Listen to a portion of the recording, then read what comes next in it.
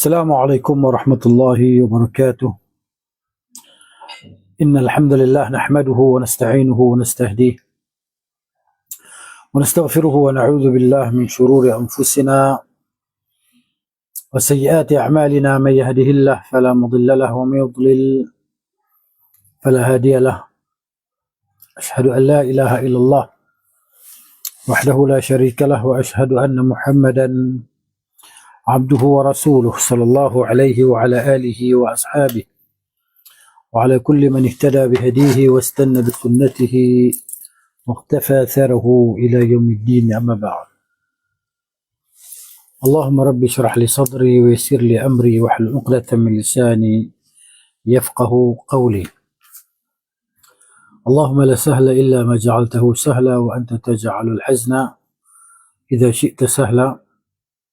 اللهم إني أتبرأ من حولي وقوتي وألتجئ إلى حولك وقوتك. اللهم أعني ولا تعن علي وانصرني ولا تنصر علي واهدني ويسر الهدى لي. نقول بالله التوفيق. Alhamdulillah, syukur kepada Allah Azza wa Jalla pada malam ini kita diberi kesempatan lagi untuk bertemu dan membaca kitab Zadul Ma'ad fi Hadi Khairul Ibad oleh Syekh Al-Allamah Al-Hafiz Ibn Qayyim rahimahullah ta'ala. Kita pada muka surat 349 jilid yang ketujuh, faslun, kata Syekh di sini, faslun, tajuk dia apakah perempuan ihdad, perempuan yang berkabung, mengenakan pakaian yang benangnya diwarnai lalu ditenun. Apa maksud dia? Maksud dia benang yang dicelupkan pada warna dicelupkan padanya warna sebelum dia ditenun menjadi pakaian. Baik, dia kata di sini jika dikatakan fa in qila, jika dikatakan فما تقولون في الثوب إذا صبغ غزله ثم نسج هل لها لبسه. Jika dikatakan apakah pendapat kamu tentang pakaian yang diwarnakan benangnya terlebih dahulu kemudian baru ditenun, dan diletakkan warna dulu baru ditenun, apakah perempuan yang berkabung itu boleh memakainya? Jadi jawapan dia, maknanya dalam masalah ini terdapat dua tinjauan, yakni dua pandangan. Keduanya adalah kemungkinan yang terdapat dalam kitab Al-Mughni. Jadi maknanya kedua-dua pandangan itu disebut dalam kitab Al-Mughni oleh Al-Imam Ibn Qudamah Al-Maqdisi rahimahullah ta'ala. Yang pertama yang dia kata, diharamkan mengenakannya kerana pakaian tersebut akan lebih bagus dan lebih bernilai, dan lebih cantik dan lebih elok. Malah ia menyerupai pakaian diwarnakan selepas ditenun. Itulah dia kata. Jadi pandangan pertama inilah yang lebih sahih lah, lebih tepat. Itulah dia. Itu pandangan pertama yang lebih kuat. Pandangan yang kedua, tidak diharamkan. Ini berdasarkan sabda Rasulullah sallallahu alaihi wasallam pada hadis Ummu Salamah radhiyallahu anha. Nabi kata, kecuali pakaian asb atau thawbu asbin. Thawbu asbin. Pakaian asb ni maksudnya pakaian diwarnakan benangnya sebelum ditenun. Dia perkara ini telah dinyatakan oleh Al-Qadhi, yakni Al-Qadhi Iyad rahimahullahu ta'ala, sebagaimana disebutkan oleh Al-Qadhi. Kemudian Syekh berkata, pendapat yang pertama ini lebih sahih lah, kan? Pendapat ini yang lebih sahih tadi yang saya sebut tadi kan. Adapun asb ataupun al-asbu adalah salah satu jenis tumbuhan yang dipergunakan untuk mewarnai pakaian. Digunakan untuk mewarnai pakaian. As-Suhaili, yakni Al-Imam As-Suhaili berkata, al-warsu dan al-asbu adalah dua jenis tumbuhan yang tumbuh di Yaman dan tidak tumbuh di selain negeri tersebut. Dia tumbuh di Yaman je. Al-asbu ni. Ataupun al-warsu dan al-asbu. Paling tak tumbuh. Ya. Lalu Nabi SAW memberi kelonggaran bagi perempuan yang ihdad, perempuan yang berkabung atau kematian suami untuk mengenakan pakaian yang diberi warna daripada tanaman asb, tumbuhan asb itu. Kerana maknanya sama dengan pakaian yang diberi pewarna untuk tujuan selain perhiasan. Ya. Kerana ia termasuk dalam kategori pewarna yang bukan bertujuan untuk perhiasan lah, kecantikan. Ya. Jadi semisal warna merah dan kuning, maka tidak ada makna untuk membolehkan mengenakan pakaian yang benangnya diwarnai lalu ditenun selama pewarnaan itu menjadikan pakaian tersebut digunakan berhias.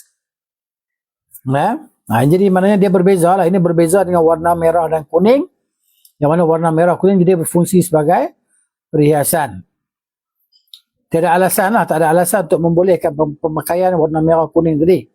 Jika ia mendatangkan kesan perhiasan ataupun keindahan hasil daripada warna tersebut.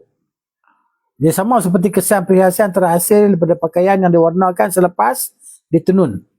Itu maksud dia. Jadi dia kata di sini, selama pewarnaan itu menjadikan pakaian tersebut digunakan berhias, bagaimana tercapainya tujuan berhias dengan pakaian yang diberi warna setelah ditenun. Maksud dia, jadi bila bubuh warna merah kuning ni sebelum ditenun, selepas ditenun, warna dia sama yang maksud dia.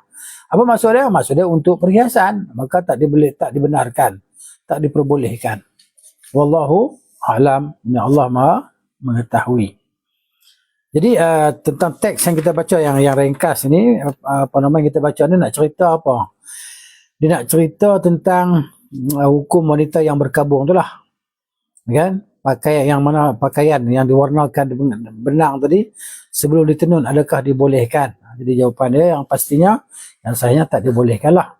Walaupun terdapat khilaf, dua pandangan ulama, satu kata tak boleh, satu kata boleh. Yang tak boleh tu lebih kuat lah. Kan? Tak boleh. Larangan, pengharaman. Jadi sebab larangan tu adalah larangan utama bagi wanita yang berkabung adalah pakaian yang dikategorikan sebagai perhiasan, tak boleh. Ini az-zinatu, perhiasan. Adapun disebut tadi adalah pengecualian rukhsah, kelonggaran yang diberikan oleh Nabi SAW, kain yang dicelup dengan tumbuhan yang dipanggil sebagai al-warsu ataupun al-asbu. Kenapa? Kerana dia tidak melahirkan warna yang cantik, yang indah, dia hanya keluar warna kusam je. Warna kusam. Dan dia bukan bertujuan untuk kecantikan dan bukan tujuan untuk menarik perhatian. Itu kesimpulan apa yang kita baca daripada teks tadilah. Baik, seterusnya kita lihat tajuk di muka surat 351. Penyebutan hukum Rasulullah SAW tentang istibra', yakni zikru hukmi Rasulullah SAW fil istibra'i. Kata Syekh di sini rahimahullahu taala, thabata fi sahih Muslim, telah sabitlah dalam kitab Sahih Muslim min hadis Abi Sa'id Al-Khudri radhiyallahu anhu, pada hadis Abu Sa'id Al-Khudri radhiyallahu anhu, anna Rasulullah sallallahu alaihi wasallam yaum Hunain, bahawa Rasulullah pada hari perang Hunain, ba'atha jaishan ila Awtasin, Nabi hantar satu pasukan tentera ke Awtas. Falaqiya aduwan, maka pasukan itu bertemu dengan musuh. Faqataluhum, lalu mereka memerangi musuh mereka. Fadhaharu alaihim, maka mereka menewaskan musuh mereka. Wa asabu sibaya, lalu mereka mendapat tawanan-tawanan perang tadi. Faka'anna nasan min ashabi Rasulullah sallallahu alaihi wasallam taharraju min ghisyanihinna. Seolah-olahnya para sahabat ni mereka rasa macam tak boleh. Rasa macam bersalah sekiranya mereka nak menyetubuhi wanita-wanita tawanan itu min ajli azwajihin minal musyrikin, kerana mereka itu adalah isteri-isteri bagi orang-orang musyrikin. Jadi para sahabat rasa macam takkan boleh kau nak menyetubuhi isteri orang musyrikin ni. Jadi maknanya fa'anzalallahu, maka sebab itu Allah Ta'ala pun menurunkan firman-Nya dalam surah An-Nisa ayat 24, wal muhsanatu minan nisa'i illa ma malakat aymanukum. Dan wanita-wanita yang yang suci yang telah muhsanat yang telah berkahwin. Maknanya daripada yang bersuami illa ma malakat aymanukum, kecuali apa yang kamu miliki daripada hamba-hamba. Diharamkan kamu mengahwini wanita yang bersuami kecuali hamba-hamba yang kamu miliki daripada tawanan-tawanan perang, itulah maksud dia. Okey, yakni mereka halal bagi kamu apabila masa iddah mereka telah berakhir. Fahunna lakum halalun idzan qaddat iddatuhunna, itu maksud dia. Ya, baik. Jadi makna dia mudah faham di sini, ada ringkas. Ya. Jadi maknanya syarat dia nak bersama dengan wanita tawanan tadi mesti syarat istibra' lah. Istibra' maksudnya untuk memastikan rahimnya itu bersih daripada janin. Untuk memastikan tidak ada benih suami dia yang sebelum itulah. Kemudian wa fi sahihihi, dan dalam sahih Muslim aidan juga min hadis Abi Darda radhiyallahu anhu, daripada hadis Abu Darda radhiyallahu anhu, anna Nabiy sallallahu alaihi wasallam marra bimra'atin mujahhin. Okay? Bahawa Nabi SAW melintas seorang wanita yang telah dekat masa kelahirannya. Ya? Ala babi fustan. Maknanya di depan pintu kemah. Ya? Faqala, kata Nabi SAW, la'allahu yuridu an yulimma biha. Ya? Maknanya barangkali maknanya dia tadi dia hendak lelaki tadi yang memiliki tawanan tadi lah. Dia kata di sini mungkin dia hendak mengahwininya. Maksud yang memiliki sahabat yang mendapat bahagian wanita tu. Wanita tu dia bahagian dia. Jadi tawanan perang. Setelah dibahagikan tawanan perang tadi dapat dekat sahabat ni, dan wanita ni dah nak melahirkan. Ya, Nabi kita seolah-olah kawan ni dia nak menyetubuhi wanita yang hamil tadi. Maka para sahabat berkata benar. Ya. Faqalu na'am. Faqala Rasulullah sallallahu alaihi wasallam laqad hamamtu an al'anahu la'nan yadkhulu ma'ahu qabrahu. Yadkhulu ma'ahu qabrahu. Nabi kata, kan, sesungguhnya aku telah sangat ingin melaknatnya dengan laknat yang akan dibawanya hingga ke kuburnya. Bagaimana boleh dia mewariskan kepada anak yang dalam perut itu? Ya, kaifa yuwarithuhu wa huwa la yahillu lahu? Bagaimana bayi yang dalam perut itu akan mewarisi dia sedangkan dia tidak halal baginya? Kaifa yastakhdimuhu? Ya, bagaimanakah dia maknanya boleh memperbudakkan hamba tadi, memperbudakkan bayi yang dalam tu, wa huwa la yahillu lahu, sedang ia tidak halal baginya. Jadi begitu. Maknanya di sini kalau kita ikut terjemahan, maksud dia sebenarnya aku hampir-hampir mahu melaknatnya dengan satu laknat yang akan dibawa bersama ke kuburnya. Bagaimana ia boleh menjadikannya sebagai pewaris sedangkan anak itu tidak halal baginya, dan bagaimana dia boleh memperhambakan wanita itu sedangkan ia tidak halal baginya, sedangkan wanita itu tidak halal baginya untuk dia setubuhi. Maknanya belum istibra' rahim, maknanya rahim dia belum bersih tadi. Mana bersih tadi dengan kelahiran lah, kelahiran bayi tadi ataupun kandungan dia. Itu maksud dia. Jadi kesimpulannya apa? Cerita dia hukum haram lah, haram menyetubuhi wanita tawanan hamil, kan? Kemudian Nabi SAW melaknat lah orang yang buat macam tu. Nabi hampir melaknati sahabat tadi kalau dia buat macam tu. Tujuan larangan apa dia? Mengelakkan percampuran nasab lah, mengelakkan percampuran keturunan, kan? Dia tempoh macam mana tempoh nak menunggu tu? Larangan itu kekal sehingga wanita tersebut melahirkan anak dia. Itulah melahirkan anak dia habis dia punya nifas dia, itulah masa tu bolehlah dia bersama dengan wanita tersebut, wanita tawanan tersebut. Kemudian disebut dalam al-musnad, yakni wa fil musnad, musnad Ahmad lah, Dan Sunan Abi Dawud من حديث أبي سعيد الخدري رضي الله عنه أن النبي صلى الله عليه وسلم قال في سبايا أوطاس لا توطأ حامل حتى تضع ولا غير ذات حمل حتى تحيض حيضة. Mana dia jelas, tidak diperbolehkan menggauli perempuan yang hamil hingga dia melahirkan. Jadi tawanan tadi lah, tawanan tadi. Dan tidak juga diperbolehkan menggauli perempuan yang tidak hamil hingga dia haid sekali haid. Istibra' ar-rahim.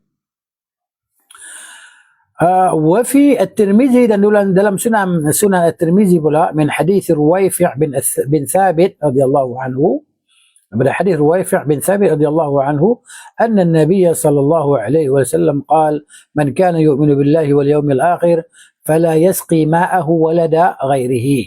وقال الترمذي حديث حسن.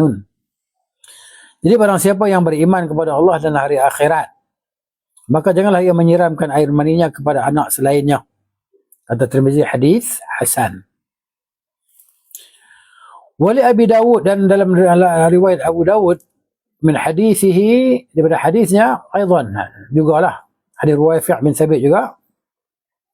Wala yahillu limri'in, tidak halal bagi seseorang yu'minu billahi wal yawmil akhir, yang dia beriman dengan Allah dan hari akhirat, ay yaqa 'ala imra'atin min as-sabi hatta yastabri'aha, untuk dia ditubuhi wanita tawanan sehingga wanita tawanan tadi dia dia melakukan istibra' ar-rahim, yakni dia menunggu sekali haid ataupun kalau dia mengandung dia melahirkan. Dan wali Ahmad, dan dalam riwayat Imam Ahmad pula min hadisihi, daripada hadisnya juga ada Ruwaifi' bin Thabit radhiyallahu anhu, Nabi sallallahu bersabda, la yahillu limri'in yu'minu billahi wal yawmil akhir, tidak halal bagi seorang yang beriman dengan Allah dan hari akhirat, ay yaqa man kana yu'minu billahi wal yawmil akhir, barang siapa yang beriman dengan Allah dan hari akhirat, fala yankihanna sayyiban min as-sibaya atau min as-sabaya hatta tahidha, tidak boleh dia menyetubuhi wanita yang pernah berkahwin, yang mana bekas kepada isteri orang musyrikin tadi, daripada tawanan sehingga dia haid sekali haid, datang haid sekali, lepas tu dah suci, baru dia boleh menyetubuhi wanita tawanan tersebut lah. Itu maksudnya. Jadi jelaslah, kan? Jadi maknanya nak cerita bahawa istibra' ar-rahim ni ikut keadaan macam mana. Jadi kalau wanita tawanan itu dia hamil, tunggu sehingga dia melahirkan anak, kan? Kemudian lepas nifas dia boleh disetubui. Kalau dia tak hamil, walaupun dia janda, dia pernah berkahwin lah, dia kena tunggu sehingga datang sekali haid untuk memastikan rahimnya kosong daripada benih yang sebelumnya. Kenapa? Kerana takut pencampuran nasab tadi lah. Jadi maknanya itu di antara tanda keimanan, mematuhi hukum istibra' itu, kesempurnaan iman dengan Allah dan hari akhirat. Kemudian muka surat 353 tu Al-Bukhari menyebutkan dalam sahih beliau, kan? Wa dzakara Al-Bukhari fi sahihihi qala Ibn Umar, berkata Abdullah bin Umar radhiyallahu anhuma, idza wuhibatil walidatu allati tuta'u, kan? Jadi maknanya apabila perempuan hamba yang telah dia kata dicampuri, idza wuhibatil walidatu allati tuta'u, kan, diberikan dibahagikan tawanan perang tadi antara dia wanita yang telah, maknanya yang telah dicampuri lah, kan, diberi ataupun dijual, au bi'at, kan, au utiqat, ataupun dia dimerdekakan, fal tustabra'u bihidatin, dia dapat dekat tuan dia merdekakan, kemudian dia kahwin, maka dia kena istibra' dengan sekali haid. Wala tustabra'ul azra'u, dan tidak diistibra'kan wanita anak darah lah, anak darah tidak ada istibra'. Itu maksud dia, ya? Yani untuk kenapa? Kerana istibra' itu sendiri adalah untuk memastikan kesucian rahim. Kemudian wadhukira an Sufyan ats-Tsauri wa dzakara Abdul Razzaq. Abdul Razzaq telah menyebutkan an Ma'marin daripada Ma'mar, an Amr bin Muslim daripada Amr bin Muslim, an Tawus daripada Tawus bin Kisan. Arsala Rasulullah sallallahu alaihi wasallam munadiyan fi ba'di maghazihi. Rasulullah SAW telah mengutus seorang penyeru pada dalam sebahagian peperangannya. Nabi kata, la yaqa'anna rajulun ala hamilin wala hailin hatta tahidha. Ya. Janganlah seorang lelaki mencampuri perempuan yang hamil, jadi tawanan yang hamil, dan tidak juga mencampuri yang tidak hamil hingga dia haid dengan sekali haid. Kemudian wa dzukira 'an Sufyan.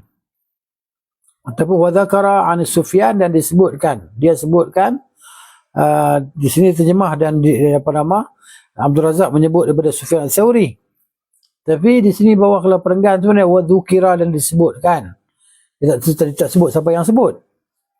Disebutkan daripada Sufyan Ats-Tsauri an Zakaria an Sya'bi, daripada Sya'bi qala asaba al-muslimuna sibaya yauma Autas. Ya. Maknanya kata Sya'bi, orang-orang Islam mendapat tawanan perang pada hari perang Autas. Fa'amarahum Rasulullah SAW alla yaqa'u ala hamilin hatta tad'a. Maka Rasulullah memerintahkan para sahabat tadi supaya tidak menyetubuhi wanita yang hamil sehingga dia melahirkan, wala ghairi hamilin hatta tahidha, dan tidak juga wanita yang tidak hamil sehingga dia haid dengan sekali haid. Itu maksudnya. Baik. Faslun, ataupun tadi kalau kita tengok kan, maknanya perbezaan status hamba tadi lah yang kita baca tadi lah kan, sedikit kita tengok maknanya dikecualikan dari istibrak rahim tu anak darah tadi kan. Itulah dia. Kemudian faslun, satu fasal. Sunnah-sunnah ini mengandung sejumlah hukum lah. Fatadammanat hadhihi as-sunanu ahkaman 'adidatan. Jadi sunnah-sunnah ini mengandungi beberapa hukum, iaitu yang pertamanya hukum dia annahu la yajuzu wat'ul musabbiyah atau musbiyah hatta yu'lama bara'atu rahimiha. Tidak diperbolehkan mencampuri perempuan tahanan hingga diketahui rahimnya telah suci. Apabila perempuan itu hamil, maka hingga dia melahirkan kandungannya. Tadi kita dah baca tadi kan. Apabila perempuan itu tidak hamil, maka dengan sekali masa haid, sekali haid. Sedangkan jika dia bukan perempuan yang mengalami haid, maka tidak ada keterangan berkaitan dengannya. Tidak keterangan. Fala nassa fiha wa ikhtulifa fiha wa fil bikir. Jadi ulama berselisih pendapat tentang wanita yang tidak haid ni. Dan begitu juga tentang wanita anak darah daripada tawanan tadi. Dia kata. Maka sehubungan dengan perempuan tersebut dan juga perawan terdapat perbezaan pendapat. Begitu pula dengan perempuan yang telah diketahui kesucian rahimnya dengan sebab dia haid ketika berada dalam kekuasaan pembeli. Mana? Dia kata wa fil lati yu'lamu bara'atu rahimah bi an hadan 'inda al-bai'. ثم باعها عقب الحيض ولم يطأها. Kemudian dia menjualnya kan selepas dia haid tadi dan dia tidak menyetubuhinya.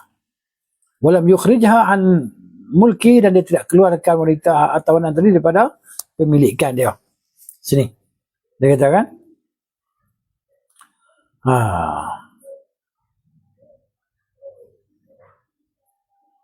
untuk kita di sini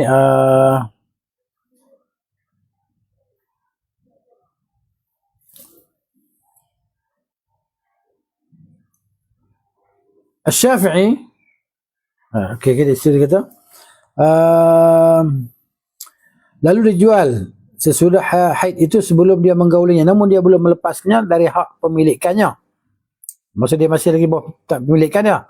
Atau perempuan hamba tersebut adalah milik seorang perempuan bersuami, lalu hamba itu berpilih milik kepada seorang lelaki. Ini disebut di sini khilaf. Kalau jadi situasi macam ni ada khilaf di antara ulama. Jadi Imam Syafi'i, Abu Hanifah dan Ahmad mengharuskan, yakni memastikan, melazimkan adanya istibra'. Mereka melazimkan ada istibra'. Pada semua keadaan itu sebagai pengamalan terhadap cakupan keumuman hadis. Hadis datang umum, maka diamalkan dengan cara umum dia. Dan mengacu kepada masa iddah. Maksudnya mengisyaratkan pada masa iddah, di mana menjadi wajib meski diketahui kesucian rahim si perempuan. Wajib juga istibra' walaupun dia tahu. Ya. Juga bersandarkan pada asar-asar sahabat radhiyallahu anhum, seperti disebutkan Abdul Razak. Dia berkata, Ibnu Jurayj menceritakan kepada kami, dia berkata, Atha berkata, tiga orang pedagang telah memindah tangan kepemilikan seorang budak perempuan. Tiga orang tadi. Kau ni pindah, hingga budak perempuan itu melahirkan.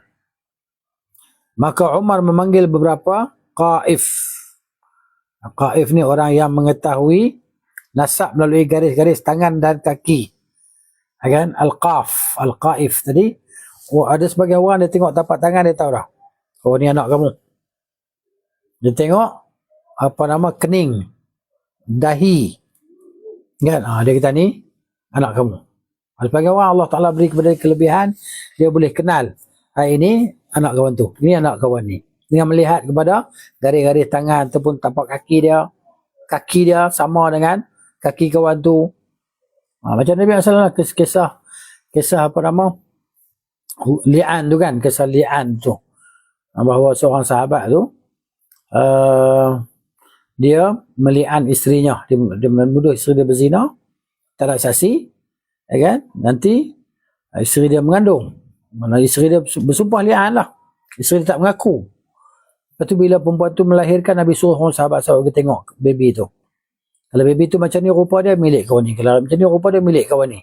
Sahabat-sahabat tengok, oh rupa dia macam kawan ni, maka baby dia mana yang milik kawan tu. Memang sah isteri dia berzina. Tapi dah berlaku hukum li'an, maka selamatlah dia daripada hukum rejam wanita tersebut. Itu maksudnya. Okey. Maka Umar memanggil qaif, orang yang mengetahui nasab melalui garis-garis tangan dan kaki. Lalu mereka mengikutkan nasab anak tersebut kepada salah seorang di antara pedagang tersebut. Sebab dia apa kan? Dia kawan ni pindah kawan ni, jual kawan ni. Dia telah istibra' ar-rahim. Jadi macam mana nak settle? Ni anak benih yang mana ni? Yang pertama ke, yang kedua ke, yang ketiga ke? Jadi Umar panggil orang yang pandai tadi, maka dia kata, ni anak kawan ni. Aduh. Jadi kemudian Umar radhiyallahu anhu berkata, barang siapa yang memperjualbelikan perempuan hamba yang telah mencapai usia haid, maka hendaknya dia membiarkan perempuan itu berdiam diri hingga dia haid. Apabila perempuan tersebut belum haid, hendaknya dia membiarkannya berdiam diri selama 45 malam. Kata Umar radhiyallahu anhu.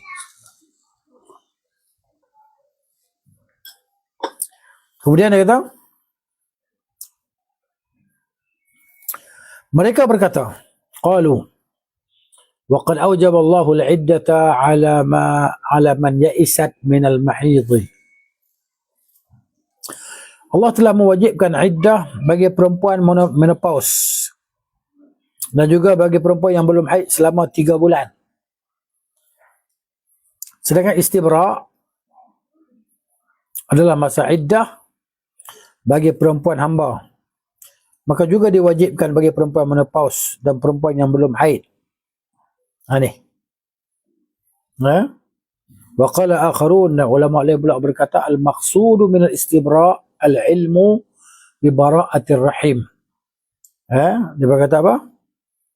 Tujuan daripada istibra' adalah untuk mengetahui sucinya rahim. Bila saja majikan telah meyakini kesucian rahim perempuan hamba perempuannya, maka dia diperbolehkan untuk mencampurinya dan tidak ada keharusan, tidak ada kelaziman, tidak ada kemestian istibra'. Dia kata ulama lain, baginya tak ada. Sebagaimana hadis yang diriwayatkan oleh Abdul Razak dari Ma'mar daripada Ayyub dari Nafi', dari Ibnu Umar radhiyallahu anhuma, beliau berkata, apabila perempuan budak tersebut masih perawan, bila perempuan hamba tadi masih perawan, anak dara, jika majikan hendak mencampurinya, dia boleh tidak melakukan istibra'. Dia boleh. Ya? Al-Bukhari menyebutkan asar tersebut dalam kitab As-Sahih karyanya daripada Abdullah bin Umar radhiyallahu anhuma. Itu maksudnya. Wa dzakara Hammad bin Salamah, Hammad bin Salamah menyebutkan, Ali bin Zaid memberitakan kepada kami daripada Ayyub bin Abdullah Al-Lakhmi daripada Ibnu Umar radhiyallahu anhuma, dia berkata, waqa'at fi sahmi jariyatun yawma jalula. Dia kata waqa'at fi sahmi, maksudnya apa dia, bahagianku jatuh pada seorang tawanan wanita pada hari perang Jalula. Dibahagikan harta rampasan perang, dapat bahagian dia, kan, satu jariyah, anak dara. Jariyah ni anak dara yang belum berkahwin, perawan, wanita tawanan pada hari perang Jalula. Ka'anna unuqaha ibriqu fiddatin. Dia buat perumpamaan seolah-olahnya lehernya itu seperti ceret perak. Macam mana ceret daripada perak tadi kan? Cantik ya. Dia kata ibriq ni ceret nah. Leher dia. Qala Ibnu Umar, kata Allah bin Umar, fama malaktu nafsi. Aku tak dapat nak tahan diri aku, an ja'altu uqabbiluha, untuk mengucupnya. Sebab aku tak sabar nak mengucup dia. Kan? Ni. Wan nasu yanzurun, dan manusia semua melihat, dia kata. Sedang manusia melihat kejadian itu. Baik. Hari ini cerita tentang wanita perawan tadi tak perlu istibra' lah. Tak perlu istibra'. Kemudian mazhab Malik pula. Mazhab Malik dia kata, kembali kepada pendapat ini. Wa madhhabu Malikin ila hadha yarji'u. Mereka kembali kepada pendapat ini. Namun di sana terdapat kaedah dasar dan cabang-cabang mazhab beliau rahimahullah. Abu Abdullah Al-Mazari berkata,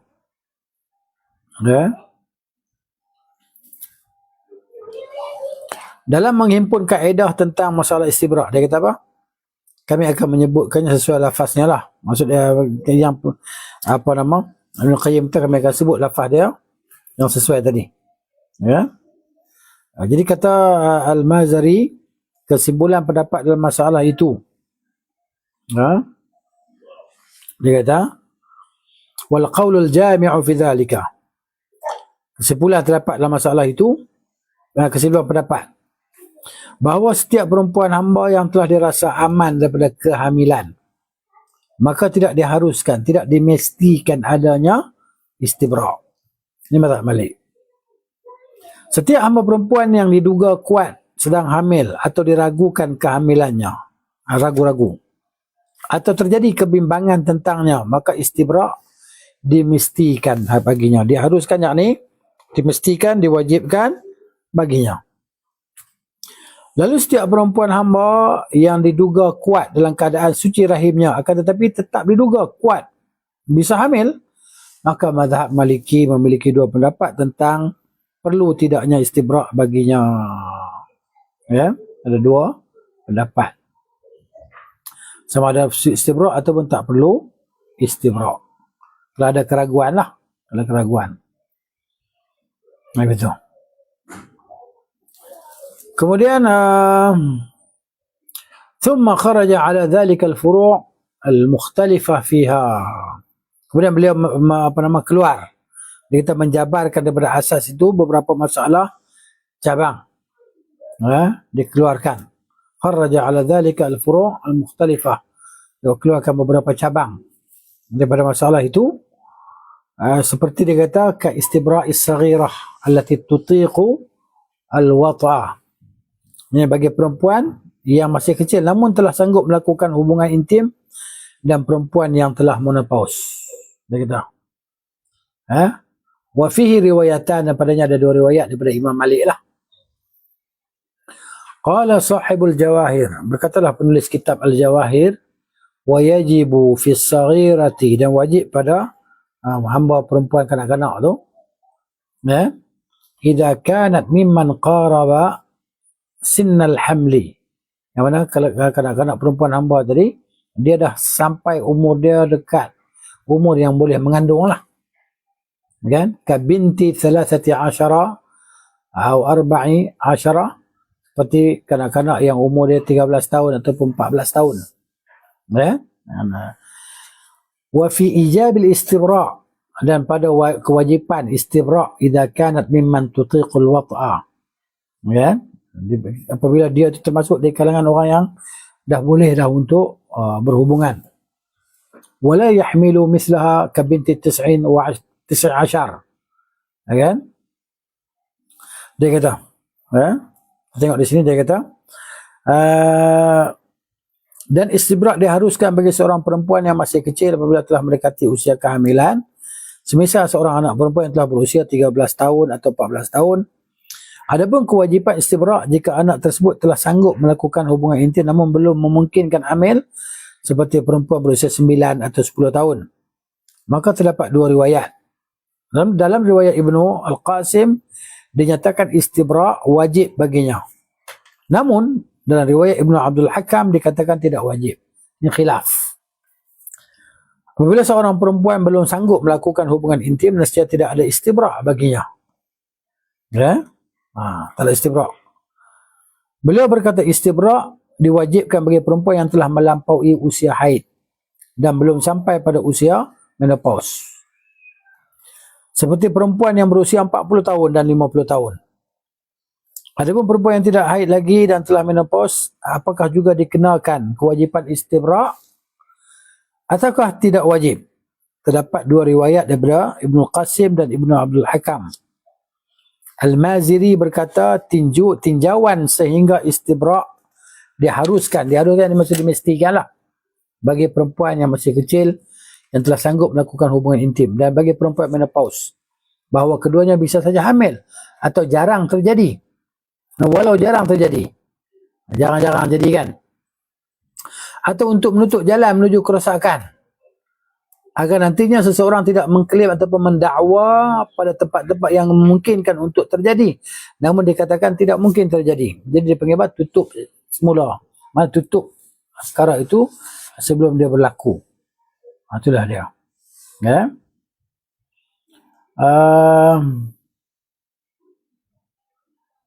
Dia kata sini lihimayati dzari'ah, lihimayah adzari'ah, untuk menjaga tadi supaya benda tu dia tidak berlaku. Beliau berkata di antaranya pula dia kata istibra' bagi perempuan budak, ini perempuan hamba lah, kerana dikhawatirkan telah melakukan perzinahan, dibimbangi. Inilah yang biasa mereka ungkapkan dengan istilah istibra' tu, pencucian rahim. Kerana persangkaan buruk dalam masalah ini juga terdapat dua pendapat. Ya? Dan pendapat yang menafikan terdapat dalam riwayat ashab. Ashab ni pengikut mazhab lah. Itulah dia. Kemudian beliau berkata, Al-Mazari itulah, termasuk bahagian daripada kaedah ini adalah istibra' bagi perempuan budak yang buruk rupa. Dia pun pergi detail sampai macam tu. Di sini terdapat dua pendapat. Ada khilaf juga. Ada kata boleh, kata tak boleh. Umumnya para majikan tidak mencampuri budak-budak seperti itu. Hamba-hamba yang buruk rupa tadi, kan.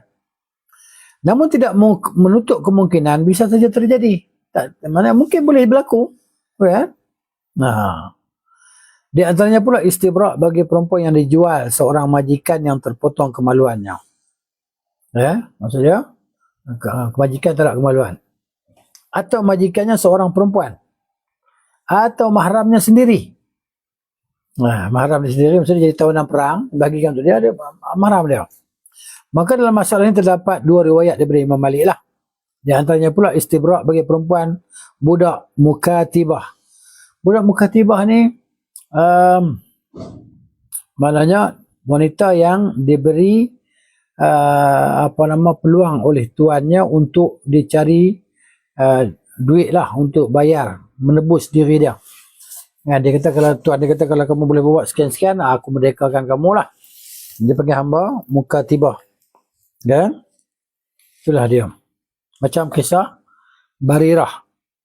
Barirah radhiyallahu anha yang dia tu kan hamba kan. Jadi tuan dia kata dekat dia, kalau boleh datangkan sekian-sekian bayaran, aku merdekakan kau. Begitu. Dia panggil mukatibah lah, hamba yang tuan dia janji untuk merdekakan dia bila dia boleh bayar sekian-sekian bayaran lah. Biar tebusan tadi.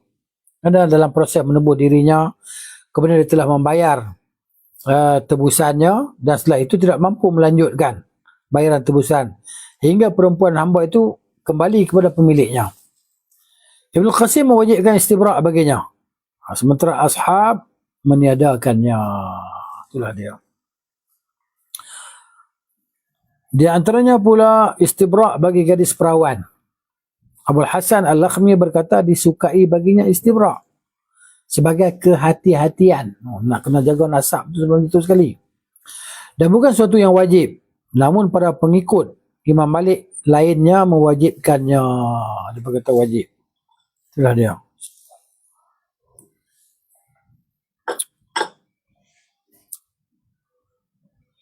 Di antaranya pula apabila penjual telah mengharuskan, yang telah memestikan istibra' bagi perempuan hamba dan si pembeli telah mengetahuinya, maka istibra' dari si penjual telah bagi si telah maknanya dari si penjual telah bagi si pembeli, dah berlaku dah. Okey, maknanya gitu.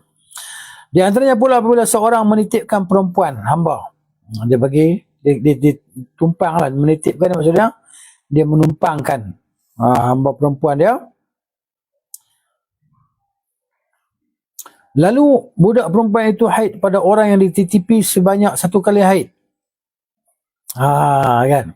Maka tidak lagi memerlukan istibra'. Tak perlu lagi istibra' yang kedua, tak perlulah. Haid itu telah mewakili istibra' si budak tersebut. Namun ini dengan syarat budak perempuan itu tidak keluar dan tuannya juga tidak masuk menjumpainya. Syarat di situlah.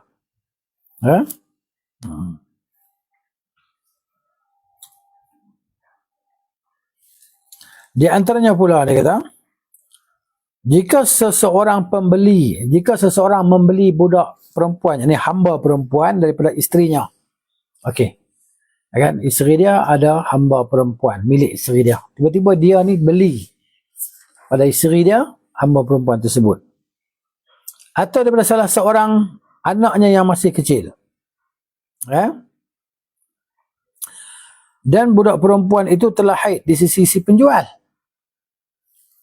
Maka Ibnu Qasim berkata, apabila perempuan itu tidak keluar, maka istibra' itu telah cukup. Ini hamba perempuan tak keluar, istibra' telah cukup dah. Ashab berkata, jika si budak bersama si pembeli di kediamannya dan dia menjaga dan memerhatikan segala urusan si budak perempuan, maka istibra' itu telah mencukupi. Baik perempuan itu keluar atau tidak keluar. Ini benda ni kira maknanya berlaku perbincangan lah kan. Cuma ni hukum sekarang ni tak ada berlaku perkara ni. Tapi hukum tu ada. Peristiwa tak ada. Hukum ada. Di antaranya pula apabila pemilik hamba perempuan itu tidak berada di tempat. Tak ada di situ. Dan pada saat dia telah kembali, seseorang membeli budak perempuan tersebut sebelum dia keluar. Atau dia keluar dalam keadaan haid lalu dibeli sebelum suci. Maka tidak ada keharusan istibra' baginya. Tak ada. Di antaranya pula apabila budak perempuan, ini hamba perempuan itu diperjualbelikan dan dia berada di awal haidnya.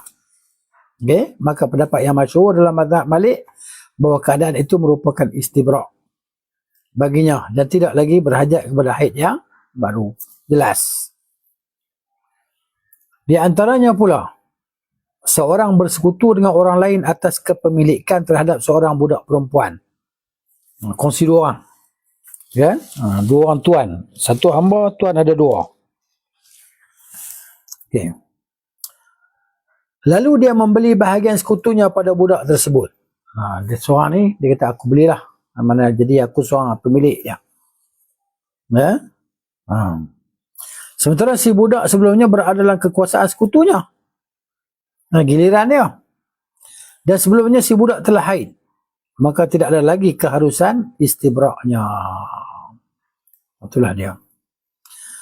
Semua masalah cabang ini dalam mazhab beliau, mazhab Malik lah, memberitahukan kepada anda akan dasar beliau dalam masalah istibrak, pensucian rahim. Bahawa istibrak diharuskan, dimestikan di saat tidak diketahui pasti atau tidak dugaan kuat akan kesucian rahim tadi. Maksudnya pasti ataupun tidak pastilah ada dugaan kuat akan kesucian rahim tadi. Maksudnya masih ada kesamaran, ragu-ragu. Maka wajib istibrak lah.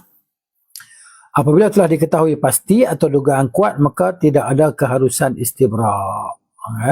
Itulah dia. Kemudian Abu Abbas bin Suraij dan Abu Abbas bin Taimiyah berkata istibrak bagi gadis perempuan tidak diwajibkan. Tak wajib. Ini kata Syekhul Islam, Ibn Taimiyah dan Ibn Suraij.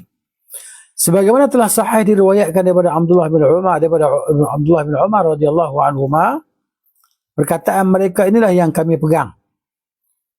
Tidak ada satu pernyataan umum daripada Nabi SAW tentang kewajipan istibrak bagi setiap orang yang memperbaharui pemilikan hamba perempuannya dalam keadaan apapun juga. Melainkan beliau SAW melarang menggauli para tahanan perempuan hingga mereka yang hamil melahirkan dan yang tidak hamil mengalami sekali haid. Itu dah hukum dia. Kemudian jika ada yang berkata, ya. Okay, cakupan umum sabda beliau sallallahu alaihi wasallam. Cakupan umum, perkataan hadis Nabi tadi yang bersifat umum menunjukkan pengharaman mencampuri gadis perawan tawanan perang sebelum istibrak. Kalau ikut hadis tadi lah. Sebagaimana terlarang mencampuri perempuan-perempuan bersuami yang tidak dalam keadaan hamil. Kalau ditanya macam itulah. Dijawab benar. Jika dikatakan, begitulah, maka dijawab benar. Dan maksimal ia bersifat umum atau bersifat mutlak, namun telah diketahui tujuannya. Maka ia dikhususkan atau diberi batasan ketika tidak ada sebab yang mengharuskan istibrak. Juga dikhususkan dengan makna, dia kata, kan, disebut perkataan implisit.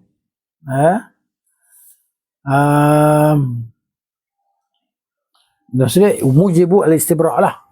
Wa yakhussu aidan bimafhum salam fi hadits Wafi' dia kata. Okey. Qila na'am wa ghayatuhu anna umuman wa annahu umumun aw itlaqun ظهر القصد منه فيخص أو يقيد عند انتفاء موجب الاستبراء. Dia kata, ya.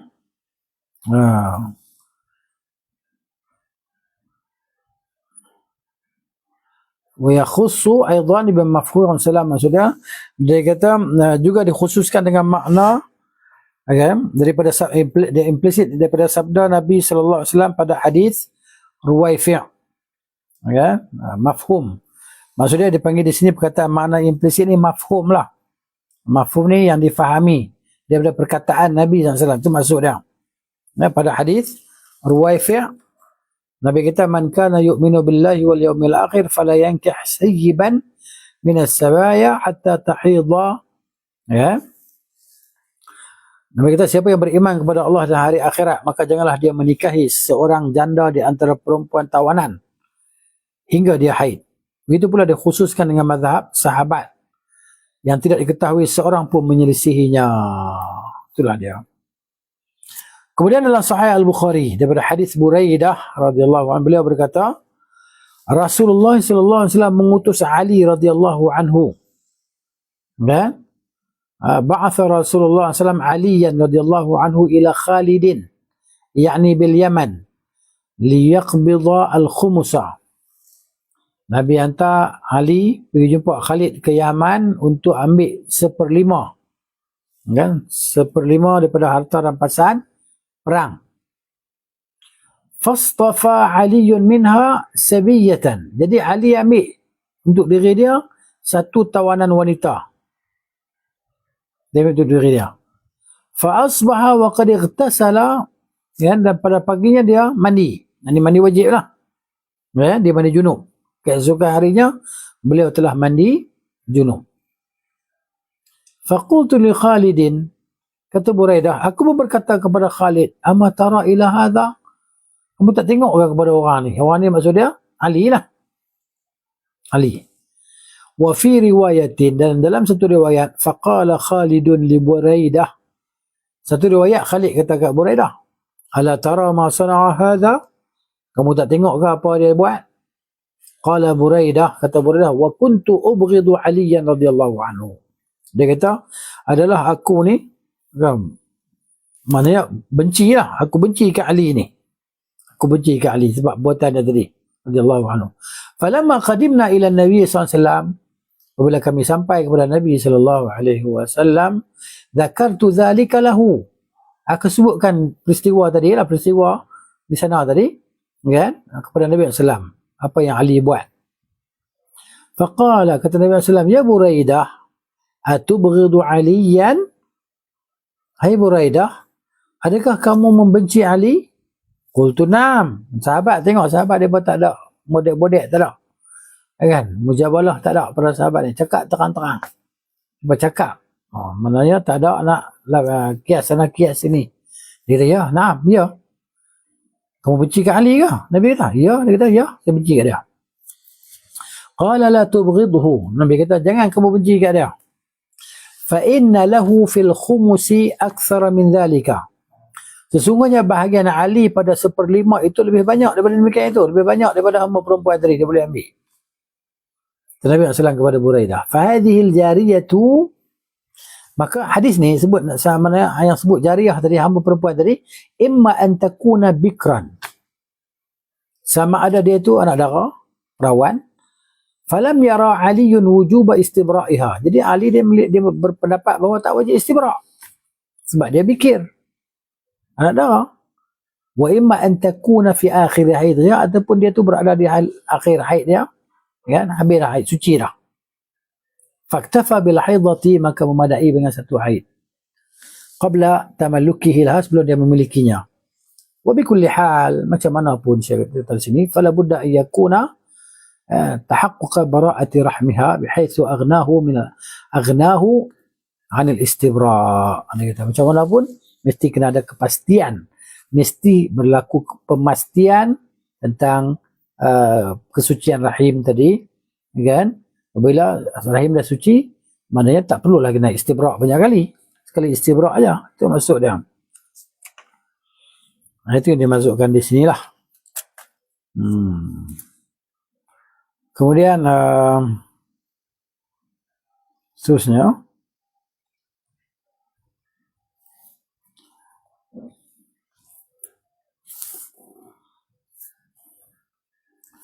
berdasarkan ini dia kata, ataupun apabila anda perhatikan sabda Nabi sallallahu alaihi wasallam, kita baca tadi kan, dengan sebaik-baiknya anda akan mendapati sabda beliau sallallahu, perempuan hamil tidak boleh dicampuri hingga melahirkan, dan tidak boleh pula perempuan tidak hamil hingga mengalami sekali haid. Akan tampak bagi anda daripada sabda beliau sallallahu tersebut bahawa yang dimaksud perempuan yang tidak hamil adalah perempuan yang kemungkinan sedang hamil dan kemungkinan juga sedang tidak hamil. Maka diperintahkan untuk menahan diri daripada mencampurinya kerana dikhawatirkan dia sedang hamil. Kerana tidak ada jalan mengetahui apa yang terdapat dalam rahimnya. Mesti kena ada istibra' lah. Ini beliau SAW katakan berkenaan perempuan-perempuan tahanan kerana tidak adanya pengetahuan yang menahan tentang keadaan mereka. Jadi maknanya mereka ditawan. Jadi keadaan dia pun tak tahu macam mana. Dia hamil ke tak hamil ke tak tahu. Jadi kena ada istibra' tadi. Untuk menjaga nasab supaya tidak tercemar lah. Berdasarkan ini, setiap yang memiliki perempuan hamba dan tidak mengetahui keadaan hambanya itu sebelum dia miliki, yakni apakah dalam rahim perempuan itu dapat kehamilan atau tidak, maka tidak diperbolehkan baginya mencampuri hamba perempuan itu hingga dia melakukan istibra' terhadap hamba perempuan tersebut dengan sekali haid. Ini adalah perkara yang dapat dijangkau dengan nalar, dengan akal kita lah, dengan akal yang waras. Logik lah, dengan logik. Bukan perkara bersifat ibadah murni yang tidak mengandungi makna logis. Dia ada logik dia.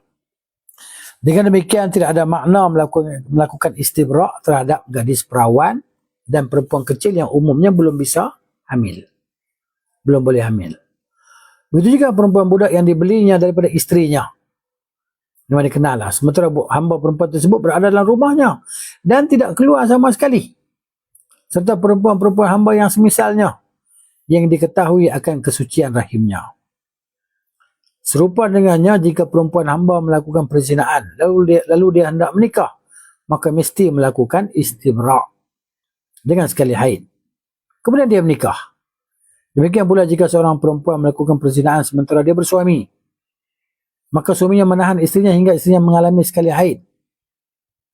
Supaya tidak bercampur nasab tadi. Sama halnya dengan ummu walad, budak yang telah melahirkan anak untuk majikannya. Hamba perempuan yang melahirkan anak untuk majikannya.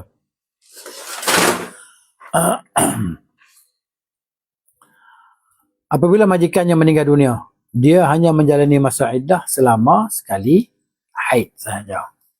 Itu maksud dia. Kemudian seterusnya dikata di sini, Abdullah bin Ahmad berkata, ini anak Imam Ahmad lah. Saya bertanya kepada bapakku, berapakah masa iddah ummu walad? Apabila majikannya meninggal dunia atau membebaskannya, beliau menjawab masa iddahnya adalah sekali haid.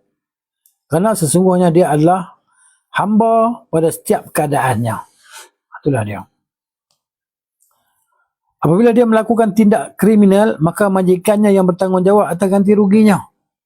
Dan apabila dia menjadi korban kriminal, maka bagi si pelaku dimestikan mengganti sesuai dengan nilai ummu walad yang telah berkurang akibat kejahatan tersebut.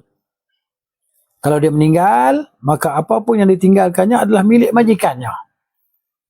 Kalau ummu walad terkena hukuman dera, maka yang dikenakan padanya adalah dera bagi hamba. Ya? Apabila ummu walad dinikahkan oleh majikannya, maka semua yang dilahirkannya sama seperti posisi ibu mereka. Mereka dibebaskan bersamaan dengan dibebaskannya si ibu.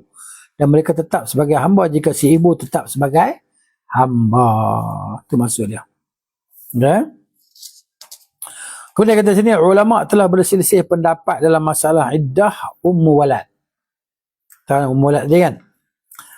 Sebagian ulama berpendapat masa iddahnya adalah 4 bulan. 10 hari. Ya? Dan ini adalah masa iddah perempuan merdeka. Ini juga adalah masa iddah perempuan hamba yang telah terlepas daripada perhambaan menjadi seorang perempuan merdeka. Macam Barirah contohnya. Maka konsekuensi, natijah ataupun kesan bagi yang berpendapat bahawa masa iddahnya adalah 4 bulan 10 hari untuk memberinya hak pewarisan. Jadi dah dalam 4 bulan 10 hari dia jadi hak lah, ada hak waris lah.